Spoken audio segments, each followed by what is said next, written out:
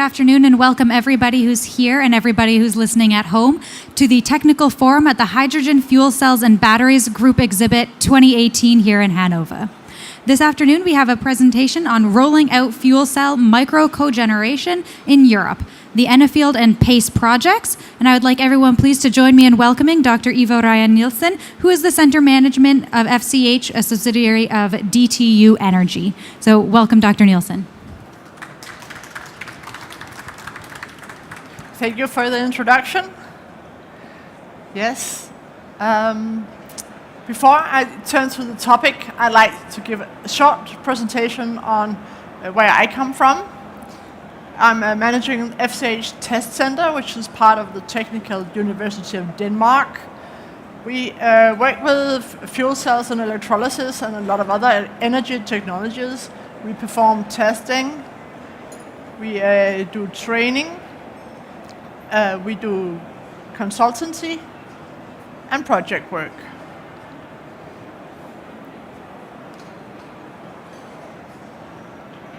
And we have a booth here during the fair at E57.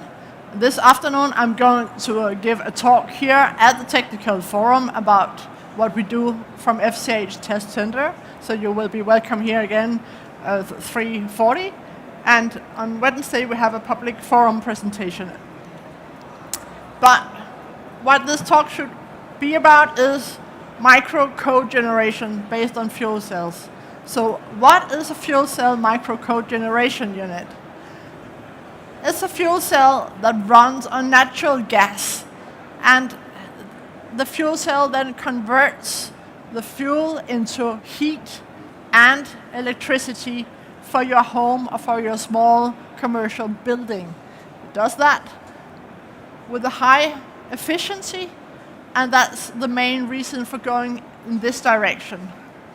Furthermore, it will empower consumers, so they will be less depending on the electricity grid because they're producing their own power. It supports Europe in the transition to a more sustainable energy with less CO2 emissions.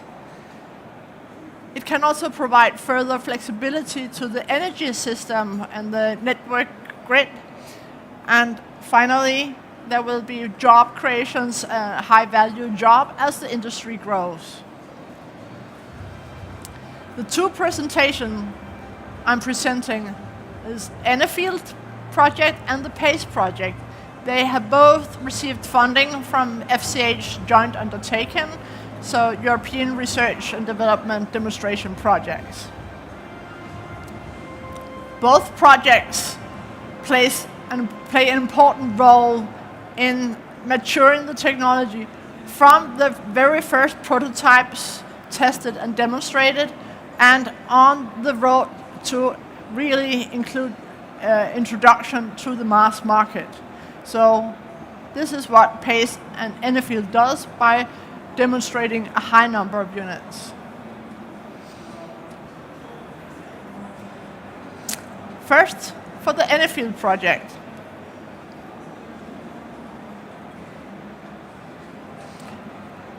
This is a large European demonstration of fuel cell micro-cogeneration units that has been demonstrated in private homes and in small commercial buildings. The project ended last year and had 5 years duration. More than 1,000 units were demonstrated over 10 European countries, and 5.5 million hours of operation was demonstrated with all these units, and more than 4.5 gigawatt hours of power was produced. There's a lot of analysis going on with this large demonstration. Among the analyses are customer satisfaction survey, performance data, barriers to market uptake, and environmental impact analysis, cost analysis, and smart grid capabilities. It was a really large consortium with 26 partners, covering both manufacturers, research partners, and energy providers. One of the results is the customer satisfaction survey, which shows that more than 90% of the end users are pleased with the environmental performance, the comfort and warmth provided by the unit, the reliability of this new system, and the running costs. And keep in mind that this is a real-life demonstration of early technologies. And with 8 manufacturers present, there will be some manufacturers with more mature products with higher reliability, and more newcomers where you might see more failures. The micro-cogeneration may also deliver substantial cost reduction in the distribution network. Towards 2030, there's a potential for including up to 31 gigawatt of micro-cogeneration units in Europe, which will lead to substantial avoidance in grid investments, and up to 28% of the EU's projected grid reinforcement can be replaced by micro-CHP units instead.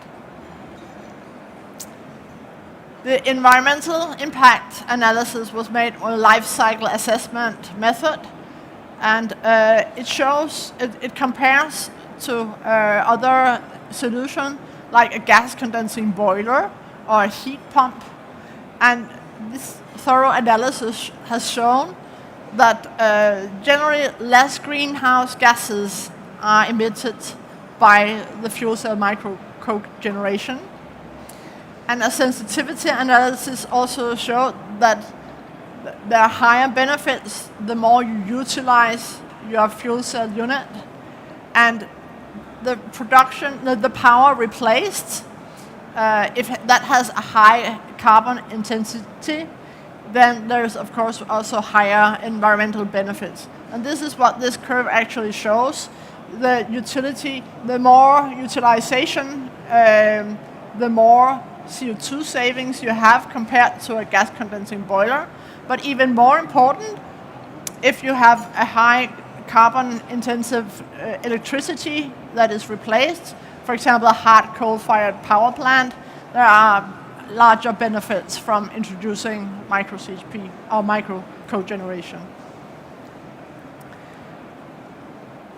Again, towards 2030, the CO2 emission savings across Europe may be as much as 32 million tons. This is equivalent to 25% of Belgium's emissions in all total in 2015, or it's also similar to emissions from 5.3 million cars, to show what size we are speaking of.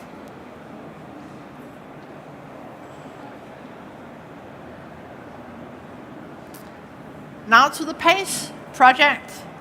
This project is now ongoing and taking over from the ene.field project. It has 8 partners in the consortium, so it's much more condensed cooperation here, but still gathering manufacturers and research partners.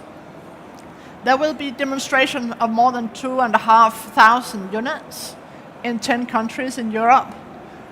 The project will also run for 5 years. It's supposed to end in 2021. And one of the objectives is by the end of the PACE project, the target is that we have a production capacity in Europe of more than 10,000 units per year. So that is very much higher production capacity than we do have today.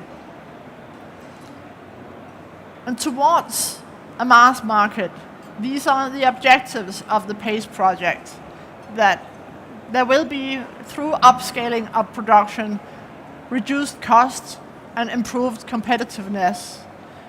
There will then be improved product performance, and there will be establishing a standard technology, so it's more standardized if you get a unit from one provider or another. it should also, of course, raise awareness about micro-cogeneration as a sustainable energy technology for the future. And finally, we have to demonstrate that the products are ready and can deliver benefits for EU. In general, you can see over time, with new technologies, there are certain risks, and that goes with the cost. When cost comes down and volume comes up, there's no longer risk. When the amount is small and the cost is high, there's also not much risk for a manufacturer. But at the moment where we are now, we're just getting over the difficult top, is where the volume is still not up and the cost is still not really down, but the volume has to be up already now. So EU funding and other funding helps sharing this risk with the manufacturers to get the new technology out there. The conclusions from ene.field project and from the PACE project so far is that micro-cogeneration technology works. The technology is ready, it's robust, it's reliable. The end users, they are satisfied. There are substantial environmental benefits. And there is a need for a large-scale production volume, and this will bring costs down. And manufacturers are working on next generation of these technologies and these systems. There are a lot of reports public available, especially from the ene.field project. We have a summary report, learning points from demonstration of 1,000 fuel cell-based micro-CHP units. And these can all be found on the webpage ene.field.eu, and you can also find them from paceenergy.eu. Right now, I think, or in 10 minutes, there will be a new, another presentation on PACE delivered at the public forum. Volker Nerlich from Wiesmann is going to explain about their role in the PACE project. So I encourage you, if you are interested in the more in this subject, go there. And you're also welcome to visit us, DTU, at our booth here. And finally, I want to thank you for your attention.